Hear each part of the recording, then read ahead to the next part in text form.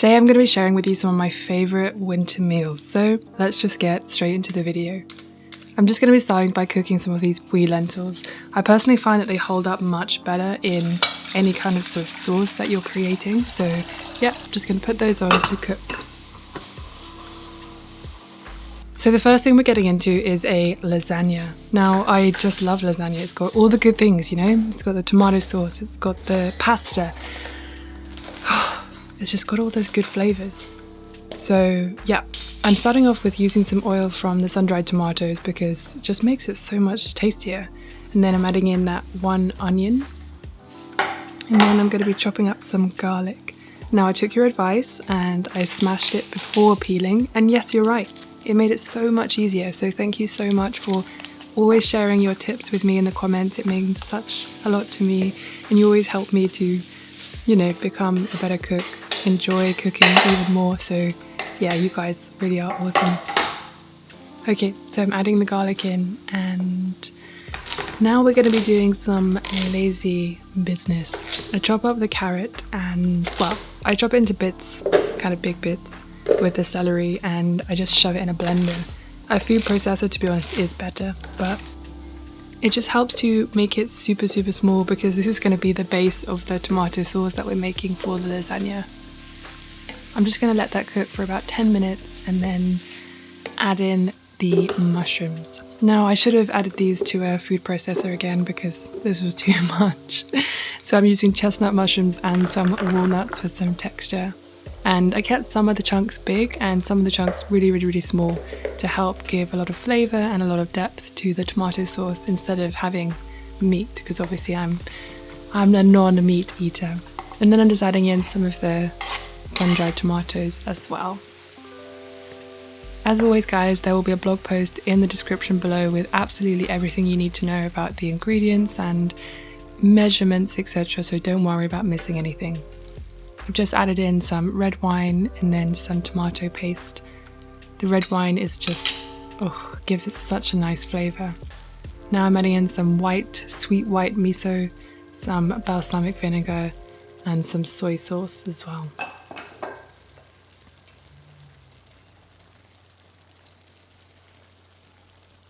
And some dried oregano.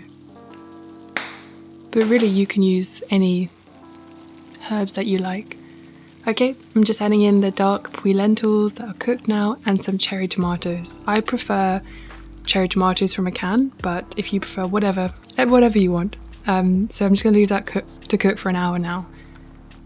In the meantime, while that is cooking, I am going to be making the bechamel sauce.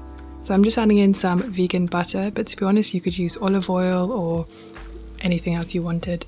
And then the flour.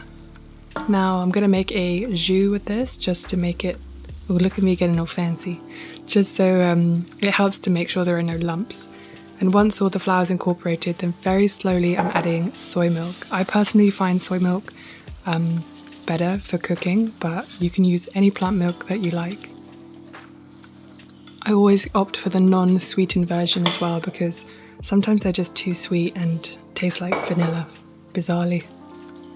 Once all of that is incorporated, I'm adding in some nutritional yeast, but this is completely optional because bechamel sauce doesn't traditionally have any kind of cheesy flavour. I'm also adding in some vegan cheese as an experiment. I don't usually use vegan cheese very often because I don't like it, but I thought I would try out this one because it's supposed to be good. Anyway, adding in some salt, and I'm whisking that until it becomes a little thicker and everything is incorporated. So that takes another about 5 to 10 minutes. Okay, now everything is ready for layering. Honestly, I love cherry tomatoes. I just think it gives a different kind of, I don't know, thing. This is the consistency I'm looking for with the bechamel sauce, so yeah. I'm using quite a long dish, so you could use a deeper and smaller dish, and I'm just going to be layering everything. In between the red and white layers, I'm just adding in some chopped walnuts. Again, trying to live that healthy life, just trying to have my fats, my protein, and then adding on one layer of the white sauce, making it look real childlike. And then I'm adding in my lasagna sheets. And then we start the process again.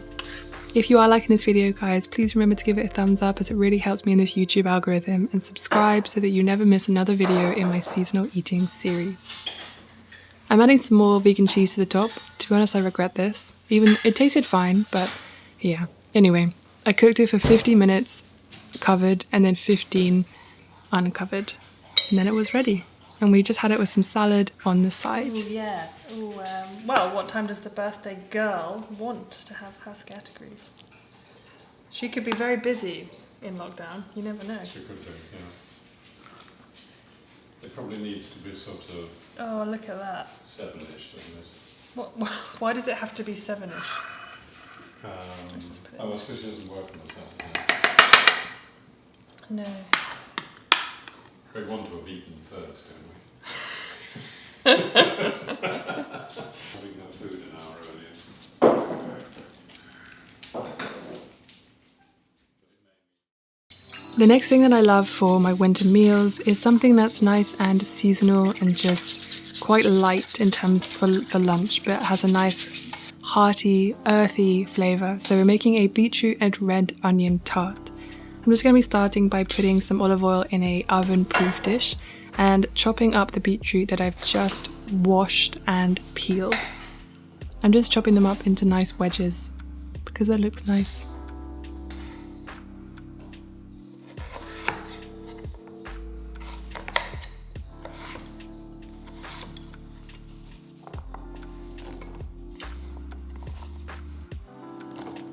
Then we are going to be adding 1 red onion. I put in quite a big red onion. I just love them so much. And again, just cutting those into wedges and putting that in the pot too. Once you've done that, then I'm adding 2 star anise. They just give such a lovely flavour.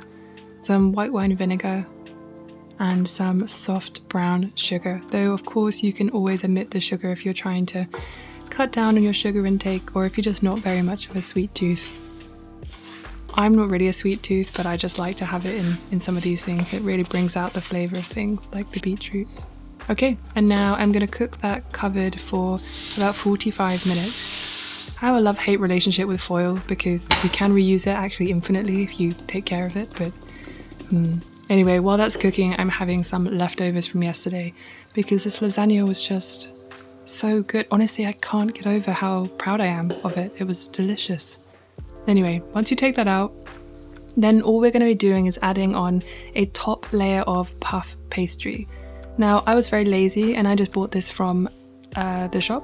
The Just Roll one is actually vegan, which is a nice surprise. So I just basically chopped out a circle that was the same width as my pan, and then I shoved it back in the oven for about 25 minutes.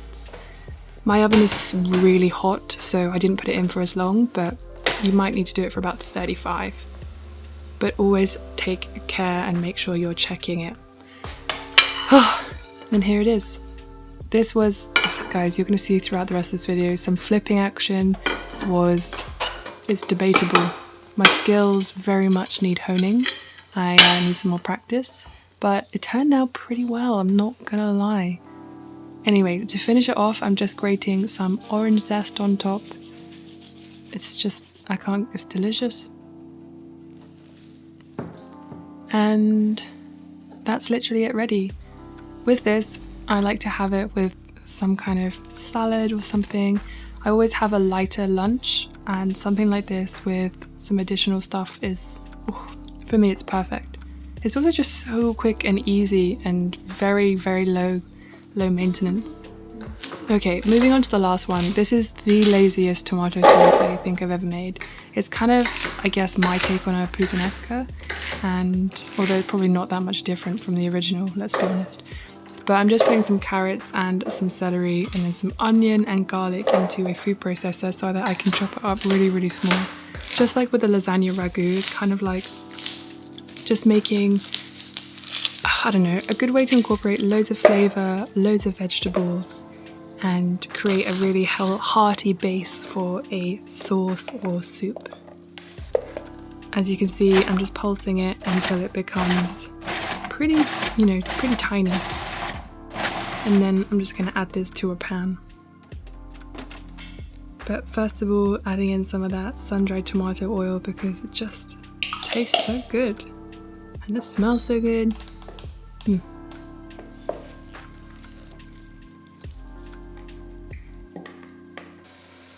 Now, sun-dried tomatoes are really tricky, so I've taken to chopping them up with scissors, and it's so much easier. So I'm just adding in sun-dried tomatoes and letting that cook for another 5 minutes. Adding in the super salty black olives. They add such a nice kind of saltiness to the dish, as well as capers. I personally love capers, so I add in a shit ton, but you might not want to add in so much. Yes. What are you looking at, Goody? Hello.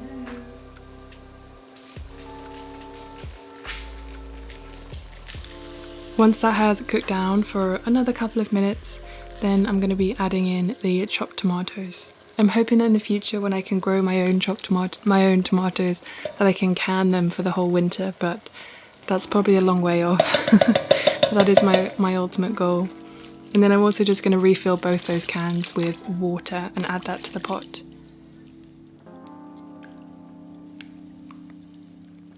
Of course, I forgot to add in my tomato paste, so I'm adding in about 2 tablespoons, maybe 1.5. And then I'm just going to put the lid on and throw this in the oven for about an hour. You don't have to put it in the oven if you don't have an oven-proof dish, but it just makes it easier when I'm trying to do other things. I can just forget about it. But in an hour, it will be absolutely done. And you can also kind of meal prep this, and I put mine in the freezer actually, because as you can see, I still have all that other food to eat. But yeah, it's just such a hearty meal for winter. And for now, I'm actually going to have it with some spelt pasta. Not because I think spelt is a wonder in any way, it's just all we had in the house. I think personally, maybe having it with spaghetti is probably the best. But again, we didn't have any left, and I've grown quite fond of spelt pasta. I'm not quite sure why. It's really soft. It's not like other kind of wholemeal pastas, which I don't like, to be honest.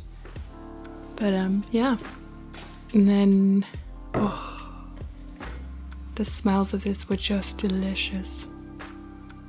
I added on some of my sauce, and I finished up some of this vegan cheese just because I don't want to waste it because I bought it. But yeah, as I said, I'm not the biggest fan of vegan cheese. I just try and eat as many whole foods as possible simply because I think they taste better. I'm not really, I don't know anything about health and nutrition, so this is so good. So quick, so simple. And it's a good way to get loads of your vegetables in as well. Especially if you're making it for like kids, although kids might not like capers or olives, but it's a good way to get lots of vegetables in, just to grind them up really small. Okay, and the last thing I'm going to do is actually I wanted to use up some of the apples that we had picked from our trees and frozen earlier in the autumn, because I bought too much of this puff pastry. I wasn't sure how much I was going to need, and I was worried I was going to mess up, and turns out I didn't. So I'm just making essentially the same kind of tart that I made of the beetroot, but with apples. And you can see I just added in some sugar, some mixed spice because I didn't have any cinnamon, and some orange juice. And of course I ate the rest of that orange because I hate food waste. And honestly, I just cooked that until it was, defrosted. And then I added it to the pan, added the puff pastry and shoved it in the oven for half an hour. And honestly, that was it. It's such an easy thing, and it turned out absolutely delicious. I couldn't quite believe that something so simple could be so good. Sometimes I get it into my head that we have to overcomplicate cooking, we have to overcomplicate food, and really it can be as simple as shoving some apple in some ready-made pastry. I do want to definitely start making pastry myself, but I think this video is just a branching into more complicated recipes, so I didn't want to go too crazy too quickly.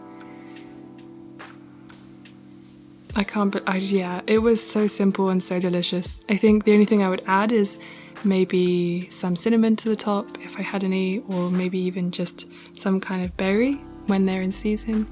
And yeah,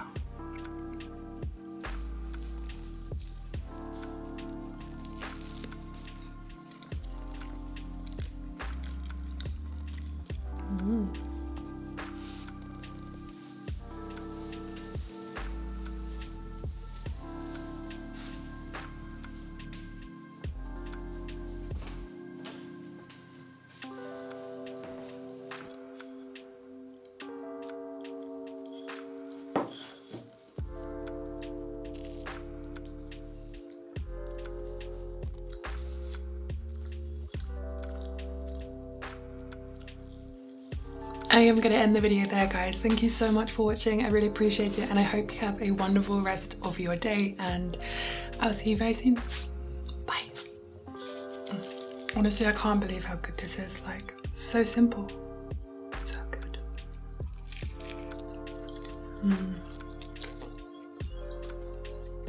I love pastry.